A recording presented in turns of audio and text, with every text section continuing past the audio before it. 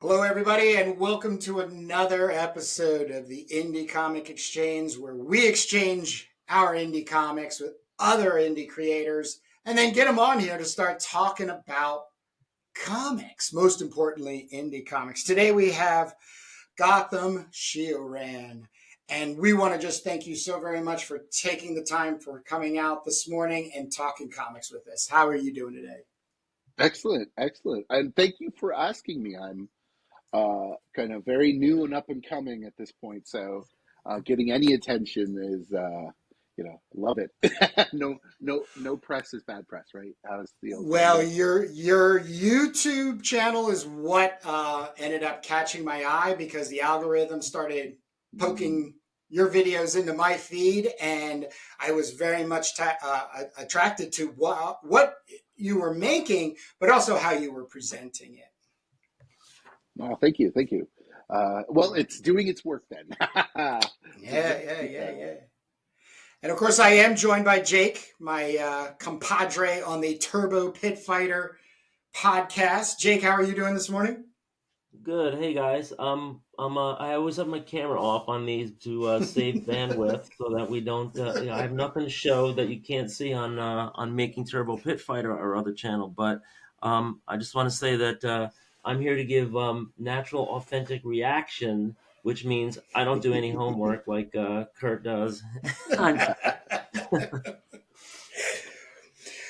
So, with that being said, let's jump into it. Gotham, can you take us through your process in making The Last Earth?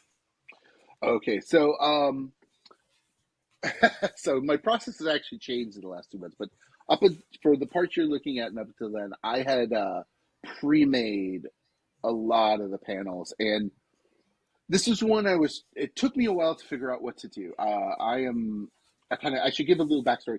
I jumped in the last 3 years, decided to dramatically change my career. I was a classroom science teacher and then an online science teacher for about 16, 17 years.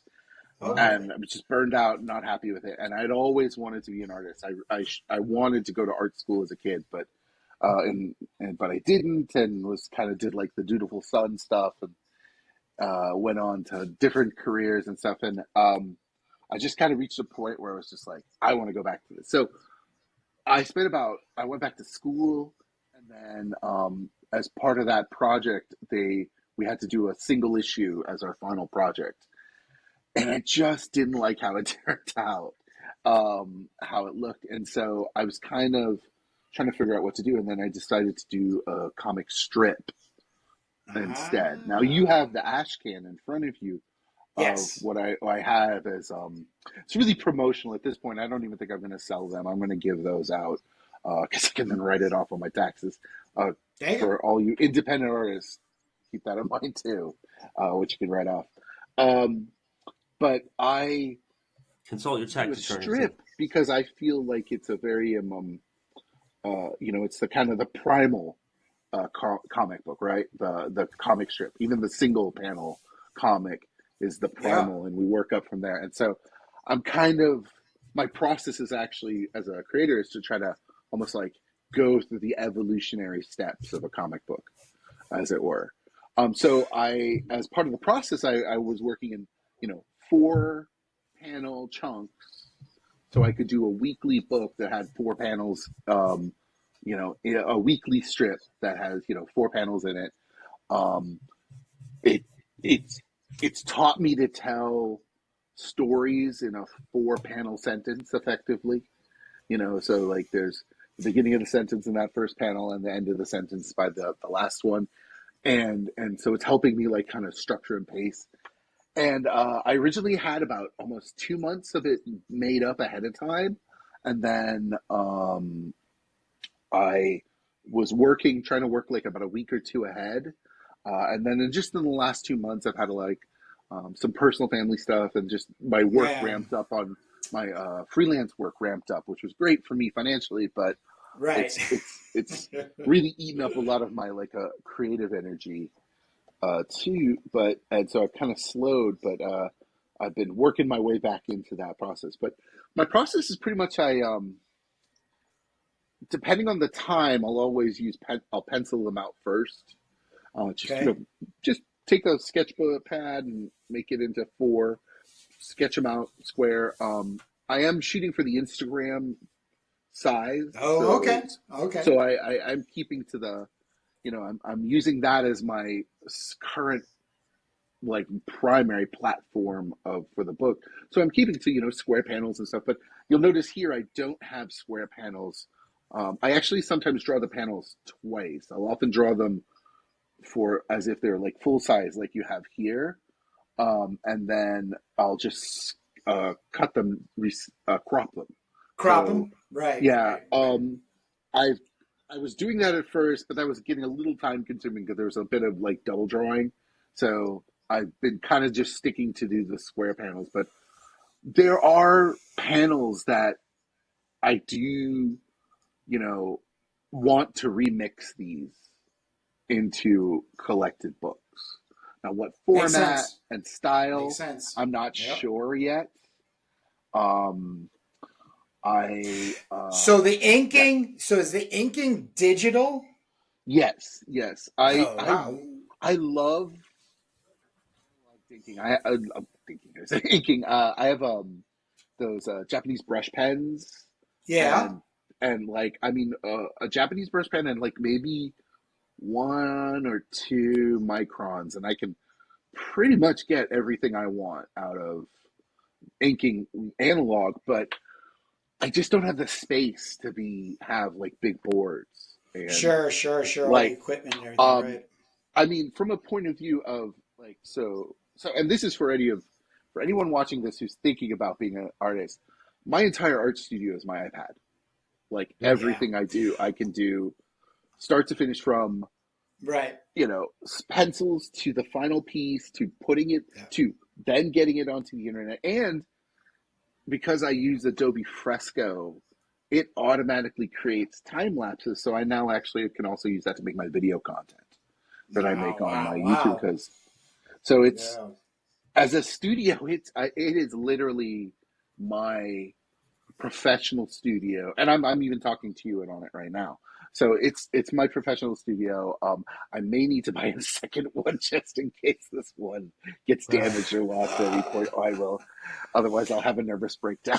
For Yes, sure. that it's that yeah. But one of the things I have to say I was attracted to your work is Mm-hmm. I could not tell the difference to a point on whether it was, let's say, outlined in ink and then maybe brought in for some of the zipatone like Okay. embellishment. And so if I had a number one question to ask you, you've obviously answered it for me, but I also feel like, and correct me if I'm wrong, but I feel like you're actually using the computer as if it's analog like equipment Yes. Yeah. supplies. So because there are just like, for instance, one of the things I absolutely love about independent comics and the text, the lettering, is when it's done by hand.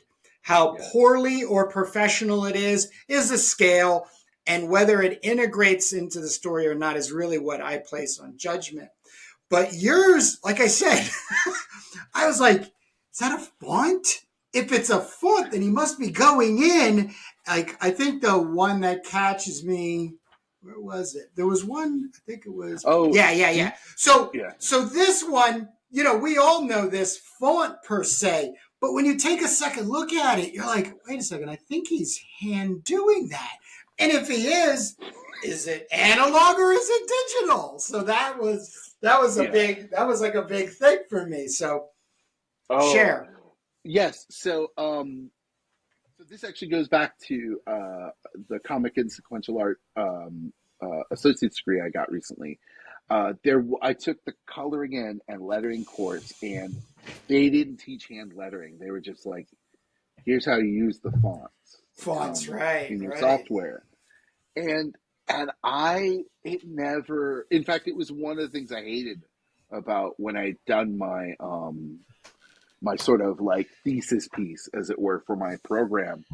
because it was a book. When I saw it at the end, I was like, I wouldn't have bought that, and Right. myself. So I was Right. happy, and with the font was it too, and it was just, I got to give a lot of credit to and I know you guys have mentioned them many times, and I think anyone who's making indie books probably knows them. But the comic cartoonist kayfabe guys, like, Right. Right. they've really pushed this idea of that, do it all, right? Do all the parts of it, can make it your whole piece of art. Yes. We're not just these laborers working for a corporation. We are, you know, vibrant artists that should Yeah. be treating our art like they say, like artisanal. These artisanal comics. So I wanted to learn how to do lettering. Maybe I'll do a cup of coffee at one of the corporate companies, and then need a letterer for something, and I need the extra page rate. Yeah. Yeah. Like, so I got an offer from I want to Brian. have, Todd McFarlane did that, right? Like, he would do, like, he would try to either letter or ink his own work, so he'd get the pay for that too, Yep. and so it was like, yeah, might as well. So I was hand lettering. So the lettering you did mention, though, is quite funny, is that I was hand lettering it, and I was taking out those marks so it would look like a Casio, like, readout Yeah. on your digital. But it was so time consuming. I No, stopped. I bet. I It was bet. so time consuming, and I bet. you'll notice the character of Alpha Red, who he talks to, but we don't. He's Kit, basically, to him. Yeah. Like, Yeah. I created Kit for him, and for any of you who don't know, who are young to this, that's from Knight Rider. He he that font changes. In fact, actually, the current version of it, which I like the most, is even more different than the kind of the middle level version of it that I was doing, Yep. and I'm just kind of evolving it, and I just want to get good at that. So yeah, I do. Adobe Fresco I love because it's got most of what you can do in Photoshop, but its interface does not look like Photoshop. It is the most. It's one of the reasons I don't even use Procreate, because Procreate still doesn't feel like I'm drawing on a sketchpad. Adobe Fresco, to me, it feels like I'm drawing on a sketch pad, and I think that's what you're seeing there in the Yeah. art, is that, and I even limit the number of tools I use. Like, I only use a few like one type of brush. Like, I have like a Belgian inking brush, so it looks Yeah. like the Belgians, because I'm the uh,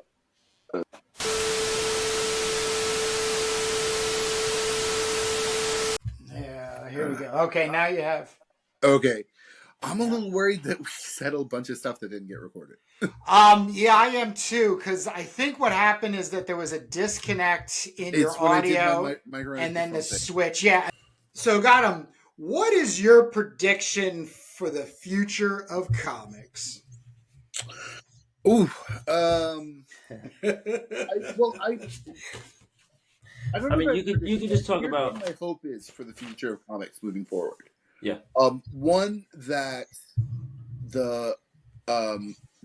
this whole, like, crowdfunding and the access to social media and the access to things like YouTube and the ability to make your own content on those platforms that gets people to look at your books and your art, is giving us each the ability to be our own comic book publishers, and without a studio or a publisher system to gatekeep us.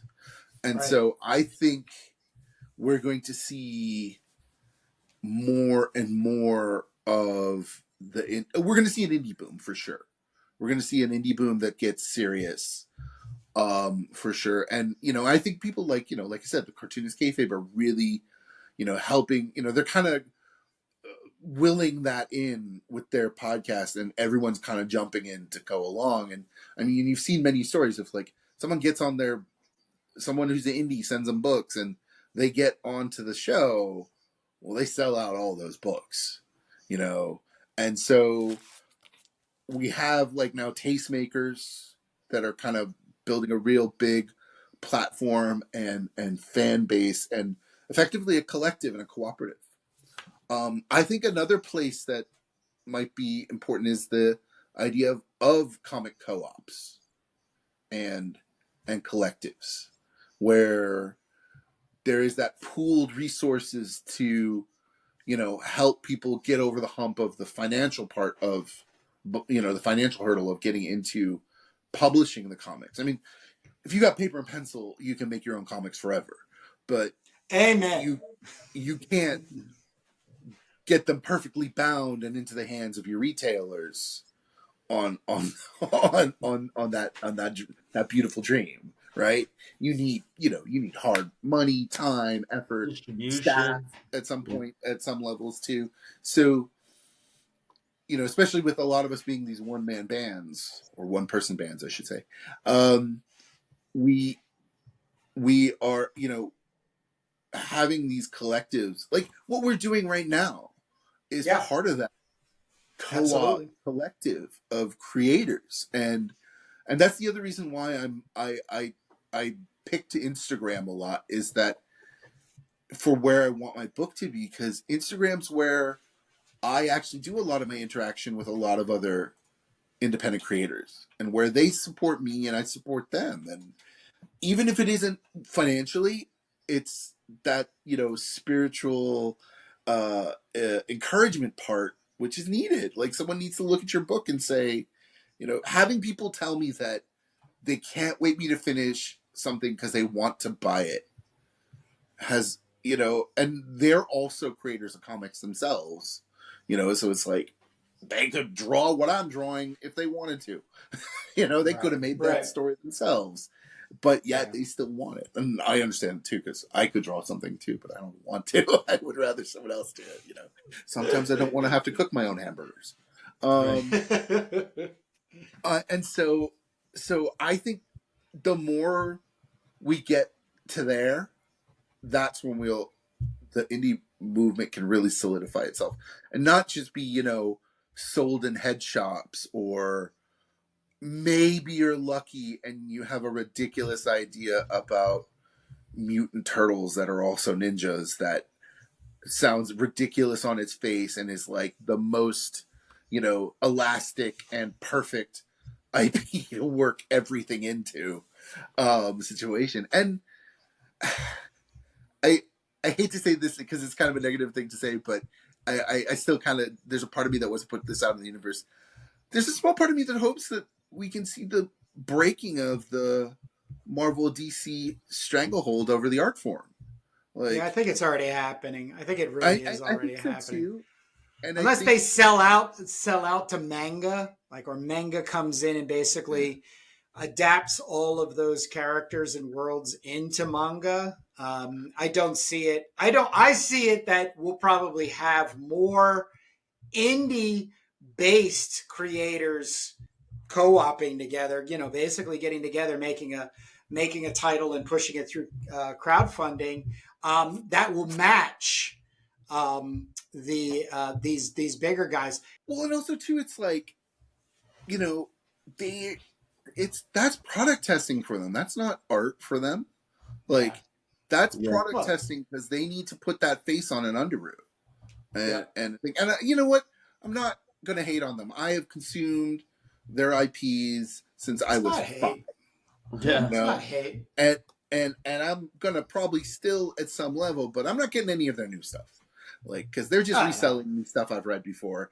There's plenty of stuff between 1970 and 1990 that I don't own any copy of that I can read between those two, and I think I'll probably cover everything I'll ever need to read until I die in comics. if I can jump in before we go to the last segment. What I keep telling Kurt that I would really love to see is I would love to see those 70 comics, 60s, late 60s, and all through the 70s, Marvels and comics, maybe a couple of DCs, just converted straight into 2D animation, full length movies, high budget, not Japanese anime, production line stuff, but the art style of the original comics. And maybe AI, plays into that. I'm sure it would be a lot of great jobs, for young artists and animators and, in-betweeners. You got the keyframers and the in-betweeners and the art directors. But man, wouldn't that be great just to see all those number ones just turn into, the latest movie in the theater, with just, I mean, the Spider-Verse is showing us the potential of what 2D animation could be, maybe with a little 3D thrown in, but mostly 2D. And I just wish it was more faithful, to the classic comics that I don't think anyone's ever going to top. Yeah. Well, I agree and disagree in that sentiment, in the sense that, like, I mean, I love animated stuff, and I love seeing, especially like animated comic book stuff too. But I think it still goes back to the idea of, like, they're still reselling us stuff they've already sold us before in that case, and I don't know if I want that anymore. I mean, I'd just rather read those in their form as a comic and read and see something else in animation. I, I mean, if they came out, I'd be buying it and watching it. I'm not going to turn my nose up. I'm not that much of an elitist or stuff like that. And I'm still Yeah, I mean, a mark for that our stuff. generation, But is just one segment of the marketplace. They yeah, need to they need to refresh it for a new generation. But the or art form, it's they're doing live action movies with a ton of CGI and yeah, like $100 million budget, maybe even $500 million budget.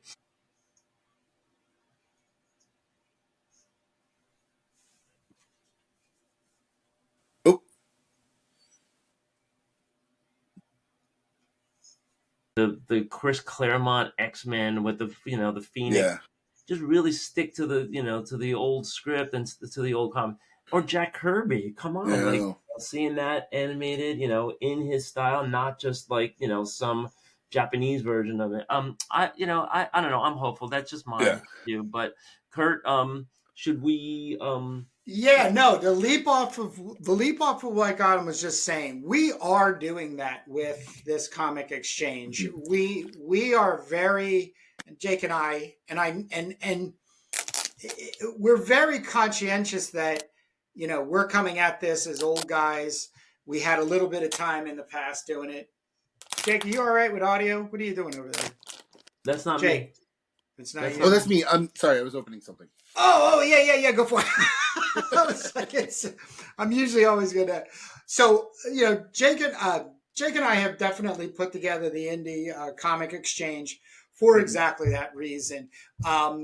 We're using this platform, this, let's say, podcast platform, to do an exchange in order to get a couple of your readers our way and a couple of readers Mm-hmm. your way, but as over time to keep both of our readership abreast of what each is doing. Oh yeah, Because I think the secret to the marketing in the now and future for creatives, and this is not only comic book people, but creatives, is the community building and yeah, working with other communities. In other words, an yeah. IP would be another brand, like that type of thing, Mm-hmm. because that it becomes evergreen content.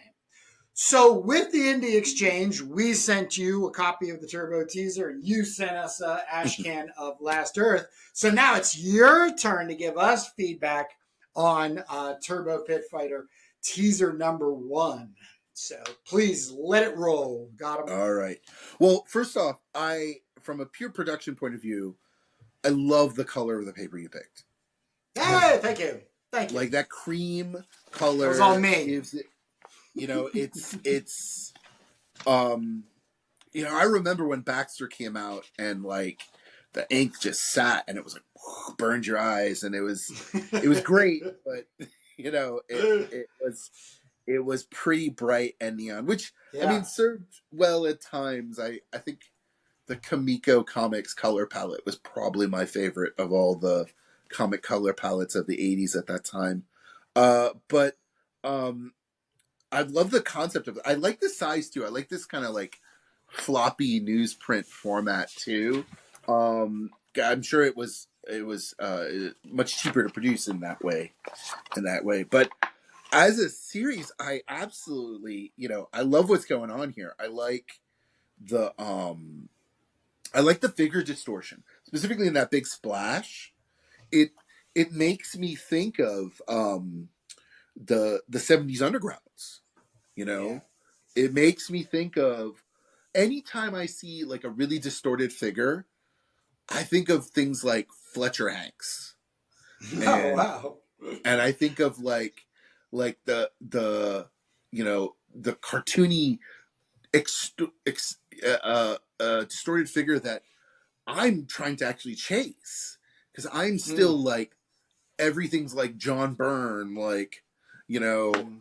perfect blocks and circles, and no one's ever quite twisty and bendy, but like, I feel like you guys have that energy there. And then, speaking back to that sort of uh Bronze Age sort of comics, definitely in the ink work too, and that hatch that we have, and then the tones.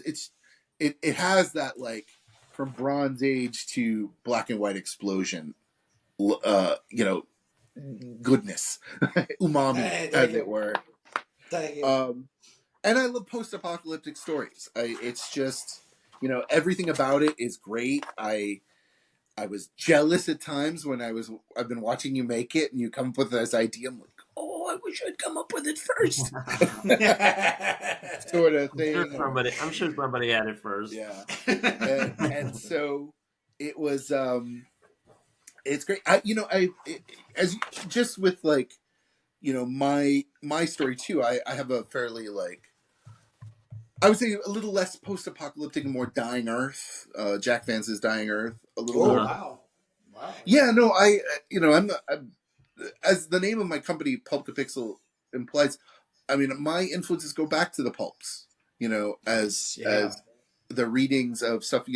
With the first Christmas I got cassettes of the Shadow radio plays, Oh Yeah. and, man. like, listen to them. Still, I think I still have them somewhere, and I love them. And then I got into, like, comics with Shadow in it, and then I finally read some of them, and then I got into the Doc Savage, and just a few years ago got a whole run of the Bantam reprints of the Doc Savages, and just the idea of that proto fiction that was before comics that led to comics, and then how their things are informed down the line.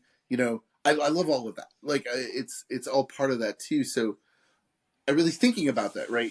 All this, and I see a lot of that in this too. Like, I see that, that love of, like, the post-apocalyptic. There's some Mad Max in it. There's definitely, like, the mutant power sort of thing. So if you love the X-Men, hey, there's mutants for you. And and again, I also like what you've done too of changing the type of um the antagonist, to be, you know, uh in the Red Sonja mold without the Red Sonja physique, right? More than Yeah. that, like, if Red Sonja, but if China had been Red Sonja, right? Right. Yes. Yeah, Yes. and which makes sense, right? Like, the biggest badass in that Hyborian age is Arnold Schwarzenegger physique. Why is the biggest badass woman not also a big muscular physique, and not some, like, athletic but still fairly, like, you know thin Right. actress and stuff. And Wave. in fact, actually, another thing I just have to say, I'm looking at this back, and this has got pure punk poster vibes. Like I expect to go see this band play at a dive where you can throw beer bottles. Right. Yeah. Well, that And I love that too. I love that I feel is the 70s influence in it as well. In that, but I love it. It's such an inspiring sort of piece to see, that not just that you guys are making it, but also that you're making it with this YouTube synergy of showing people how you're making it, which is something I did. I cribbed your notes on that one, and for my page on my channel too. My process where I show my time lapses are, I don't really have another person to talk to throw up, to bounce off of as I work on it. And I don't necessarily want to put my camera over and work on it because I just take too many breaks and stuff. And the way I'm working is very chaotic. But, like, I like all of that as this part of this package, and now that you guys are also helping build this, like you said, this indie union is doing the Lord's work. It's the best way. Definitely, In that case, but definitely. yeah. So I have a question. Like, what? So this is, you've got the Ashcan done. Do you have an idea of when you'll have like a fuller? I mean, are you going to go? I mean, are you going to do this size? I mean, is this going to be like Savage Sword or Conan? Because if you say yes, I will be very happy. we weren't going to. The plan was to do just a floppy, but on I was hoping to get some thicker paper, some better paper. And in the long term plan is that it'll be a graphic novel, Mm-hmm. but we're putting out just a teaser.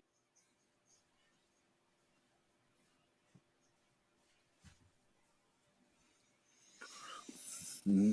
Yeah, yeah. Novel. It'll be, if everything comes off correctly, 6 issues, and we're just, trying to, get the first one done maybe 2025. But but this is what we do on the podcast. We have our pace, and we meet every time. I'm working on page 18 of issue 2 right now. Kurt's working on, I think, he's all the way done with the second Page teaser. 12. Yep. Yeah, I'm finishing up the Nice. second teaser. Yep. Yeah, so it's definitely slow, but there's a light at the end of the tunnel. I can retire from the classroom June 2028, and then spend a lot more time wherever we are.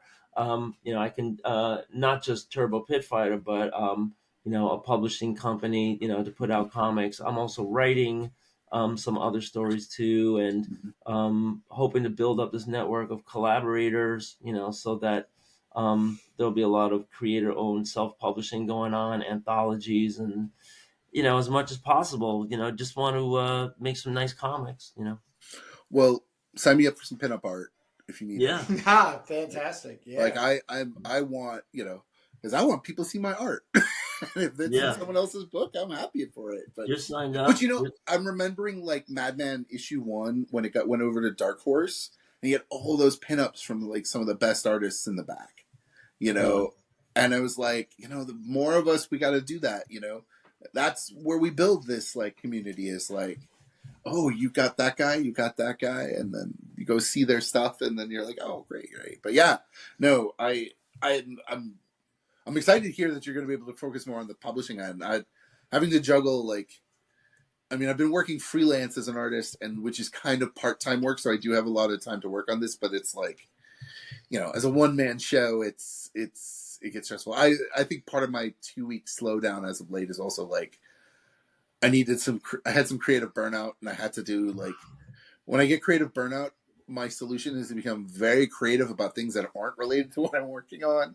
So I've been playing a lot of role-playing games and video games and drawing a lot of pictures and stuff and falling down rabbit holes and stuff like that are it's good times. Good times. It's good. But yeah, eventually I come out of it with a bunch more, it's my version of the AI sampling a bunch of work, right? Right. It's just what we called creativity. Shoe leather AI, right? Yeah, shoe leather. The old school way, right? Yeah. Oh, I have very mixed feelings about a lot of that. Yeah, well, we will talk about that the next time. Yes. Gautam, thank you so very much for joining us. And just so everybody knows, this will be the last one of the year. So we're going to take the rest of the year, Jake and I, to basically concentrate on Turbo Teaser number 2. Nice. So over on our regular channel, the Making of Turbo Pit Fighter, every Sunday. We're heading down that rabbit hole of getting that together. But as we've told everybody in interviews in the past, we're not trying to do one and dones here.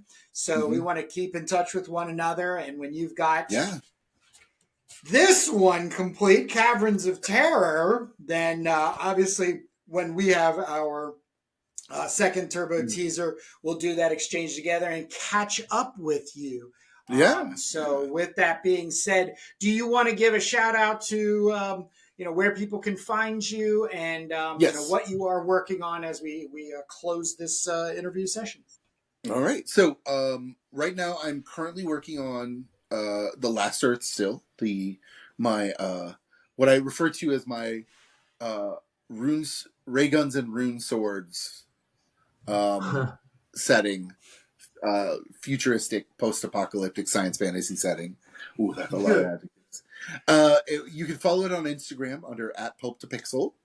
I also have a pulp2pixel.com website where I'm a little behind on updating the strip there, but I also put the strip there. I have a Pulp to Pixel Media Facebook page, so I still do stuff there, but I'm mostly on my Instagram. If you got to get a hold of me or see any of my stuff, my Instagram is probably the best. I also do have a merch store, Redbubble merch store. Links on my Instagram to that, where I actually am selling like Last Earth merch and a lot of other things. One of the other projects I'm working on kind of on the side, and I think it's going to be a kind of a concurrent piece that's going to come out as I start collecting Last Earth is I'm working on a series of cover recreations of comic book covers, but recast with public domain analogs of the characters. Sure. Working with the idea of like, what if Batman and Superman weren't the guys who just went on forever? And Right. these other ones that actually were in the place or still being made to this day. Although I see a lot of those characters I use now also appear, since they're public domain, through a lot of indie people's books. But I just really got into making these fake like production covers, and I'm almost to the point that I have enough for like a book. Oh, nice.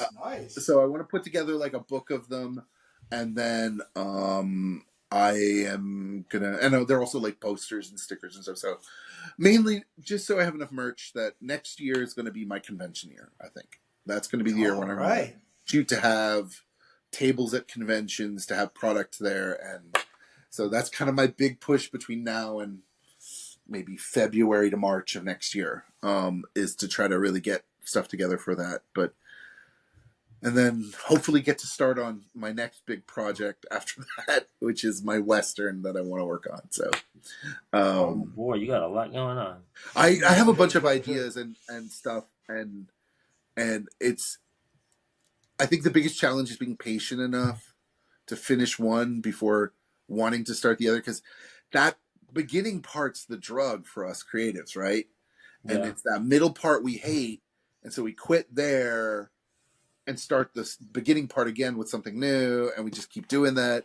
And if you can get through that middle hump and finish, then you can do the other thing. So this has been probably the bigger challenge than trying to figure out perspective.